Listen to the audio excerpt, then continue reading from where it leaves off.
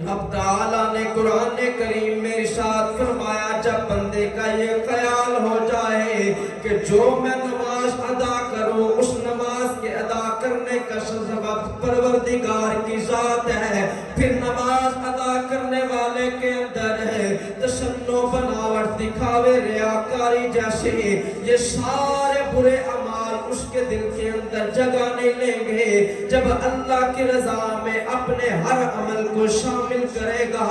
ہر عمل کو خالصتاً رب تعالیٰ کی بارگاہ میں پیش کرے گا، پھر انعامات خدا بندی کا نزول بھی ہوگا، پھر اللہ اپنے بندے پہ راضی بھی ہوگا۔ لیکن اگر میرا اور آپ کا یہ خیال رہا کہ ہم نماز اس لیے ادا کریں کہ محلے والے ہمارا احترام کریں، ہم نماز اس لیے ادا کریں قبیلہ و خاندان میں میرا اور آپ کا ایک اچھا تشخص قائم رہے، میرا اور آپ کا ایک اچھا نام بن جائے، تو یقیناً مجھے اور آپ کو کچھ بھی حاصل نہ ہوگا، کیونکہ رب تعالیٰ کا قرآن ارشاد فرماتا ہے، فرمایا ان اکرمکم عند اللہ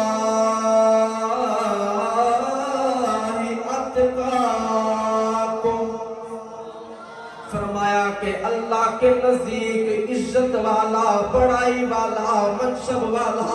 اللہ کے نزدیک شان والا کون ہے؟ آئیے میں اور آپ دیکھیں، اب رب کی بارگاہ میں اور آپ بھی اللہ کا بندہ ہونے کا اعلان بھی کریں، اقرار بھی کریں۔ کیا میرے اور آپ کے اعمال ایسے ہیں کہ جن کے بارے میں رب تعالیٰ نے فرمایا یہ میرے بندے کی نشانیوں میں سے ایک نشانی ہے، فرمایا رب کی بارگاہ میں وہ بندہ زیادہ قابل عزت ہے جو اللہ سے ہمیشہ ڈر کے زندگی گزارنے والا ہے۔ جو آیہ مبارکہ میں نے آپ کے سامنے رکھی اس میں نبی پاک کے بارے میں رب تعالیٰ نے فرمایا اے محبوب آپ اعلان کر دیجئے میری نماز، میری قربانی، میرا جینا، میرا مرنا للہ رب العالمین، کہ بے شک میرے ہر عمل کا مرکز اللہ پاک کی ذات ہے۔ جب بندے کے اندر یہ بات پیدا ہو جائے کہ میں مرنے کے بعد لوٹ کے پروردگار کی بارگاہ میں پیش ہونا ہے، جب میرا اور آپ کا یہ معمول ہو، پھر دین عید قربان کا آئے، پھر ایام عید الفطر کے آئے، پھر دن جمعہ کا ہو یا مہینہ، سال، بہار، خزاں، موسم کوئی بھی ہو، پھر بندہ اپنی زندگی کو اپنی مرضی سے نہیں گزارے گا، پھر اپنی زندگی کو اپنے دوست، اپنا قبیلہ و خاندان کو راضی رکھنے میں ضائع نہیں کرے گا، پھر بندے کا عمل یہ اتنا خالص ہوگا، پھر اس کا ہر عمل اللہ کی رضا کو پانے کے لیے ہوگا۔ جب سارے اعمال اللہ کی رضا کے لیے میں اور آپ کریں گے، یقیناً جھوٹ بولنے کی جگہ میں اور آپ سچائی کا رستہ اپنائیں گے، یقیناً تجارت کرتے ہوئے، کاروبار میں لین دین کے معاملات طے کرتے ہوئے جب میں اور آپ اس بات کا عزم رکھیں گے، اس بات کا توکل رکھیں گے، اس بات کا پکا یقین رکھیں گے کہ زندگی اور موت اللہ کے لیے، جب ہر عمل اللہ کے لیے، پھر بندہ خدا ناپ تول میں کمی نہ کرے گا، پھر بندہ خدا اپنے ماں باپ کا نافرمان نہ بنے گا، پھر بندہ خدا لوگوں کو نہ ستائے گا، پھر بندہ خدا دوسروں کو پریشان کر کے اپنے آپ کو اچھا اور عہدہ نہ سمجھے گا۔ رب کی بارگاہ میں اعلیٰ انسان کون ہے؟ آؤ حضور کی بارگاہ سے پوچھیں۔ آج میں اور آپ یہ سمجھتے ہیں کہ ہمارا ہر عمل خیر والا ہے، है। अगर किसी जनाबे वाला गरीब पे ज़्यादती करे, मैं और आप ये समझे हमारा हक है। अगर जनाबे वाला किसी मजलूम पे जुल्म किया जाए, मैं और आप ये समझे मेरा तेरा हक है। अगर जनाबे वाला कारोबार करते हुए झूठे वादे झूठी कस्मों का सहारा लेते हुए, मैं और आप अपने कारोबार की उड़ान को परवाज़ को बुलंद करने में अगर मैं और आप मसरूफ रहे और बाद में ये ख्याल करें ये सारा मेरी मेहनत का नतीजा रहा, ये सारा मेरी कोशिश का हिस्सा रहा, तो यकीनन मैं और आप तबाही और बर्बादी में जा रहे हैं। आओ हुजूर की बारगाह से पूछें बेहतर इंसान कौन है। अल्लाह की बारगाह में कबूल बारगाह इंसान कौन है? तो मेरे और आपके आका मौला इरशाद फरमाते हैं, फरमाया खैरुन नासी मन यरफउन नास। हुजूर नबी अलैहिस्सलाम ने इरशाद फरमाया, लोगों में बेहतरीन बंदा वो है जो अपने अमल से दूसरे लोगों को फायदा देने वाला है। अब मैं और आप ये ख्याल करें कि मेरा और आपका अमल दूसरे लोगों के लिए प्यार का सबब है या शर का सबब है? हमारे होने से, हमारे बैठ जाने से, हमारा किसी से कलाम करने से लोग फरहत और ताजगी महसूस करते हैं, या हमारे वहां से निकल जाने से लोग खुद को आराम में महसूस करते हैं? अगर मेरे और आपके अमल से हमारा पड़ोसी नाराज रहा, मेरे और आपके अमल से हमारे रिश्तेदार अजीज और अकरबा नाराज रहे, मेरे और आपके किसी भी अमल से माँ बाप नाराज हो गए, तो मैं और आप नमाज चाहे पहली सफ में अदा करें या आखिरी सफ का हिस्सा बने,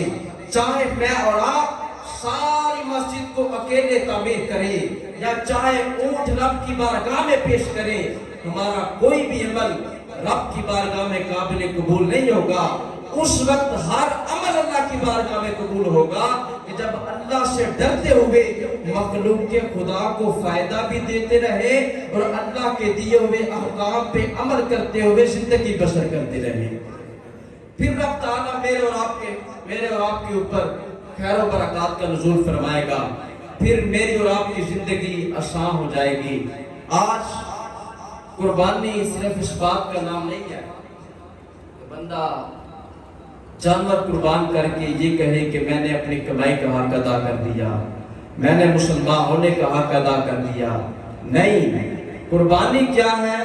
खैर खाही का नाम है। कुर्बानी रब ताला की बारगाह में खुद को पेश करने का नाम है। मैं और आप जानवर को रब की बारगाह में पेश करते हैं। हाय अफसोस कि जिंदगी गुजर गई, कितनी बहारें मैंने और आपने देखी। एक वो आई थी कि मैं और आप अपने बाप का हाथ पकड़ के ईदगाह की तरफ आ रहे थे। आज कैसा माहौल है कि मैं और आप हैं, ईद भी मौजूद है,